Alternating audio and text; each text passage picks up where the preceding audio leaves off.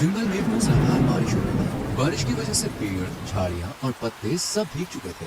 रानू और मीनू, दो चतुर चिड़िया, एक पेड़ के नीचे छुपी हुई थी। वो दोनों बारिश से बचने के लिए एक बड़े पेड़ के नीचे रुककर आपस में बात कर रहे थे। मीनू, ये बारिश देख रही हो? बारिश तो अब थमने का नाम ही नहीं ले रही है। हमें भूख लगी है, लेकिन इस बारिश में बाहर निकलने का जोखिम नहीं उठा सकते। हाँ रानू, यही सोच रही थी मैं भी। अगर हम भाग गए तो भोजन तो दूर, खुद को भी बचाना मुश्किल होगा। इसी बीच एक चील जो कि पेड़ की शाखा पर बैठी थी, अपने अंडे की ओर देख रही थी। अब क्या करूँ? इस बारिश में अगर मैं भोजन के लिए बाहर जाती हूँ तो मेरे अंडे को कोई चुरा न ले जाए। मुझे इंतजार करना होगा, लेकिन अगर बारिश कम नहीं हुई तो? चील फिर से घबराकर अपने अंडे को ध्यान से देखने लगी। कुछ देर बाद बारिश हल्की हो गई। हल्की बारिश को देखकर चील अपने आप से बोली, अब तो मुझे भोजन की तलाश में निकलना ही होगा। इतना बोलकर चील भोजन की तलाश में अपने अंडे को छोड़कर वहाँ से निकल गई। कुछ देर बाद जब वापस आई तो अपना खाली घोंसला देखकर वो चौंकते हुए बोली, हे भगवान, आखिर मेरा अंडा कौन चुरा कर ले गया? अब मैं क्या करूँ? चील तुरंत घबराते हुए रानू और मीनू के पास चली गई। रानू और मीनू अपने पेड़ के नीचे बैठी थी। चील मीनू मौसी और रानू को देखकर बोली, रानू, मीनू, मेरा अंडा गायब है। किसी ने मेरा अंडा चुरा लिया। चील, ये तुम क्या कह रही हो? ये बहुत गंभीर मामला है। हम जरूर तुम्हारी मदद करेंगे। हमें किसी भी हालत में इस चोर का पता लगाना ही होगा। इसी बीच एक कबूतर भी वहाँ पे आ पहुँचा और रानू और मीनू से बोला, रानू, मीनू, मुझे भी एक बुरी खबर देनी है। मेरे घोंसले से मेरे सभी अंडे गायब हो गए। ये बहुत ही अजीब है। अब तो बहुत गंभीर मामला है। इसका मतलब कोई बड़ा चोर इस जंगल में घुस गया है। हाँ, हमें इस चोर का पता हर हाल में लगाना चाहिए। रानू और मीनू ने ठान लिया कि वो इस रहस्यमयी चोर का पता लगाएंगे। अगले दिन रानू और मीनू जंगल में किसी संदिग्ध गतिविधि की तलाश में चुपके से घूम रही थी। अचानक उनका सामना एक चूहे से हुआ। रानू चूहे से बोली, तुम कौन हो और इस जंगल में कैसे आए हो? तुम तो हमारे जंगल के नहीं लगते। चूहा बड़ी अकड़ में बोला, मेरा नाम हैरी है और मैं यहाँ घूमने आया हूँ। मैंने जंगल के शेर से अनुमति ली है। तुम्हें कोई समस्या है तो बताओ। ये चूहा इस जंगल का नहीं है और ये अकड़ से बात कर रहा है। क्या ये वही चोर है? मुझे भी शक हो रहा है। हमें इस चूहे के बारे में और जानकारी इकट्ठी करनी चाहिए। रानू और मीनू ने चूहे हैरी को शक की नजर से देखा, लेकिन दोनों ने उसकी बातों पर ध्यान न देकर अपनी खोज जारी रखी। वे धीरे धीरे जंगल के और भी गहरे हिस्से में चली गईं। मीनू, मुझे लगता है हमें इस चूहे के बारे में ज्यादा जानकारी जुटानी चाहिए। कहीं न कहीं वो कुछ छुपा रहा है। हाँ, ठीक कह रही हो तुम। हम उसे बिन बताए ज्यादा करीब से देखेंगे। दोनों ने एक पेड़ के पीछे छुपकर चूहे हैरी को ध्यान से देखना शुरू कर दिया। वो चूहा एक जादुई झील के पास आया और अचानक कुछ अजीब अजीब सी हरकतें करने लगा। उसकी नजरें उस झील की ओर थी, जैसे कोई गुप्त योजना बना रहा हो। रानू मीनू से बोली, तुमने देखा? वह झील की ओर जा रहा है। शायद वहाँ कुछ है। हम उसे फॉलो करते हैं, लेकिन ध्यान रखना, ये जंगल है। किसी भी पल कोई भी खतरा हो सकता है।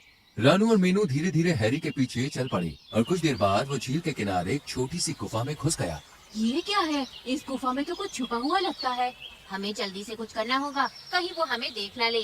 दोनों चिड़िया गुफा के पास छुपकर खड़ी हो गई। उन्हें हैरी की आवाज सुनाई देने लगी। वो किसी से बात कर रहा था, लेकिन आवाज साफ नहीं थी। क्या वो किसी से मिल रहा है? हाँ, लगता है। हमें पता लगाना होगा कि ये कौन है और ये क्या कर रहा है। अचानक गुफा से एक और चूहे की आवाज आई, लेकिन ये आवाज किसी और की थी। रानू और मीनू ने ध्यान से सुना और तुरंत ही समझ गई कि वह एक रहस्यमय चूहा था जिसे हैरी ने बुलाया था। मीनू, ये क्या हो रहा है? ये दोनों चूहे मिलकर कोई बड़ी साजिश रच रहे हैं। हमें पता लगाना होगा कि वो क्या साजिश रच रहे हैं।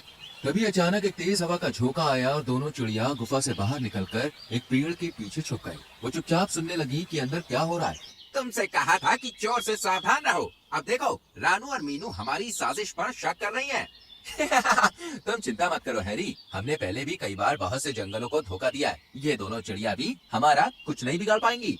रानू और मीनू की आंखों में तेज चमक आ गई। अब उन्हें समझ में आ गया था कि ये चूहा किसी बड़े षड्यंत्र का हिस्सा है। मीनू, हम इन चूहों की साजिश का पर्दाफाश करेंगे। हाँ, हम ये जानकर रहेंगे कि ये चूहे भी जंगल में घुसपैठ कर रहे हैं। अगले दिन रानू और मीनू ने अपनी योजना बनाई और चूहों की गतिविधियों पर नजर रखनी शुरू कर दी। लेकिन इस बार उन्होंने एक नया कदम उठाया। वे इन चूहों को फंसाने के लिए एक जाल बुनने वाली थी, ताकि चोर का पर्दाफाश किया जा सके। अगर हम इन चूहों को जाल में फंसा लेते हैं तो सब कुछ सामने आ जाएगा। ये जाल इस बार उन्हें नहीं छोड़ने देगा। उन्होंने धीरे धीरे एक मखमली जाल तैयार किया और चूहों के रास्ते पर छुपा दिया। कुछ घंटों बाद हैरी और उसके साथी उस रास्ते से गुजर रहे थे और फंस गए। अचानक एक तेज चीख सुनाई दी और दोनों चूहे जाल में फंस गए। तुम दोनों को क्या चाहिए? छोड़ दो हमें। अब तुमसे सवाल जवाब होगा हैरी। हमें बताओ, तुम और तुम्हारे साथी जंगल में क्या कर रहे थे? हमें पता है कि तुम चोर हो और हमें तुमसे जवाब चाहिए। रानू और मीनू चूहों से सवाल कर रही थी कि तभी जंगल में तेज गड़गड़ाहट हुई और आसमान में एक रहस्यमयी काले बादल का घेरा बनने लगा। जंगल का माहौल और भी भयावह हो गया। रानू और मीनू जाल में फंसे चूहों की तरफ देख रही थी। उनकी उत्सुकता अब और बढ़ गई थी।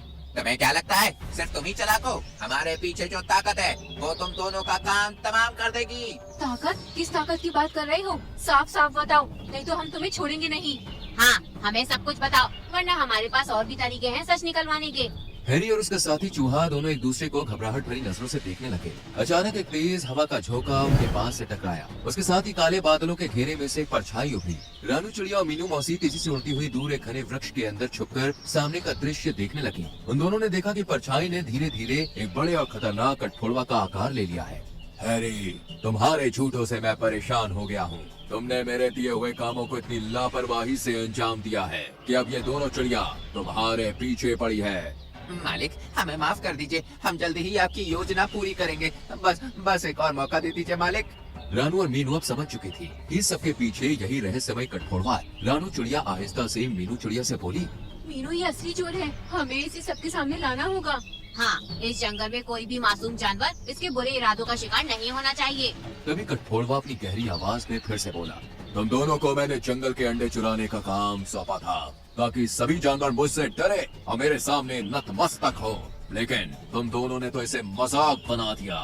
ये सुनते ही रानू और मीनू तेजी से उड़ती हुई जंगल के अंदर चली गई और सारे पक्षियों को एकत्रित करके सारी घटना बताती हुई बताने लगी। रानू चिड़िया उन सारे पक्षियों से बोली, हम दोनों वहीं पर जा रहे हैं, तुम सब मेरे पीछे आओ, लेकिन ध्यान रखना अचानक उस कठफोड़वा के सामने मत आना। पहले हम दोनों उनसे बात करेंगे। अगर वो कठफोड़वा वहाँ से भागने की कोशिश करे तो तुम सब इकट्ठे होकर उसके सामने आ जाना। मुझे विश्वास है कि सारे पक्षियों को एक साथ इकट्ठा देखकर वो पूरी तरह से घबरा जाएगा, क्योंकि एकता में बहुत शक्ति होती है। एकता से ही हम बड़ी से बड़ी समस्या का सामना कर सकते हैं। सारे पक्षियों ने रानू चिड़िया की बात पर सहमति जता दी। रानू चिड़िया मीनू मौसी के साथ उड़ते हुए सीधे उस जाल के पास आ गई और जोर से कठफोड़वे से बोली, अब तुम्हारी सारी चालें उजागर हो चुकी है, तुम्हारा खेल खत्म हुआ। कौन? तुम दोनों यहाँ पे क्या कर रही हो? हम तुम्हारी सच्चाई को सबके सामने लेकर आए हैं, अब तुम खुद को और नहीं छुपा सकते। अचानक कठफोड़वा जोर से चिल्लाया और हवा में उड़ने की कोशिश करने लगा, लेकिन रानू और मीनू ने पहले से ही जंगल के बाकी जानवरों को वहाँ बुला लिया था। जंगल के सभी पक्षी वहाँ पहुँच जाते हैं और कठफोड़वे को घेर लिया। कबूतर गुस्से से कठफोड़वा से बोला, तुम्हारी हिम्मत कैसे हुई हमारे बच्चों को चुराने की? तुमने मेरे अंडे चुराए और हम सबको अपने डर के अधीन करने की योजना बना रहे थे। नहीं नहीं, मुझे माफ कर दो, ये सब एक गलतफहमी है। लेकिन जंगल के जानवरों ने फैसला कर लिया था। सबने मिलकर कठफोड़वे और उसके साथी चूहों को जंगल से बाहर निकाल दिया। रानू और मीनू ने अपनी समझदारी और हिम्मत से पूरे जंगल को उस रहस्यमय चोर से बचा लिया। सभी जानवर उनकी तारीफ करने लगे और धन्यवाद देने लगे। इस तरह रानू और मीनू ने न सिर्फ अपने जंगल को सुरक्षित रखा, बल्कि सभी को ये सिखाया कि बुराई के सामने डरने के बजाय उसका डटकर मुकाबला करना चाहिए। तो दोस्तों, कैसी लगी आपको हमारी ये कहानी? अगर कहानी अच्छी लगी हो तो वीडियो को लाइक कीजिएगा, चैनल को सब्सक्राइब कीजिएगा और हाँ, कहानी अपने दोस्तों के साथ शेयर करना तो बिल्कुल मत भूलिएगा। मैं आपको मिलूंगी अगले वीडियो में किसी नई कहानी, नई सीख के साथ। तब तक के लिए बाय बाय।